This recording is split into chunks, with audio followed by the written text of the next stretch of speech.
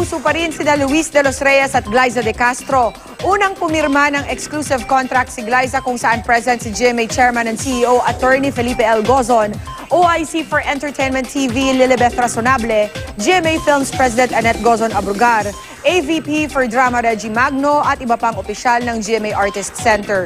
Sunod na pumirma ng contract si Luis de los Reyes na excited na raw sa kanyang upcoming projects. Masaya sina Glyza at Luis sa pag-aalaga sa kanila ng Kapuso Network.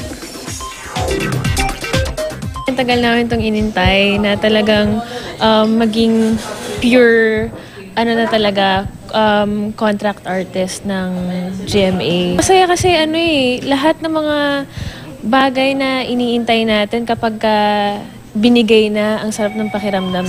Sobrang saya lang po. Para sa akin, it's a dream come true and I am very overwhelmed and talagang masaya ako na nangyari ito ngayon sa career ko.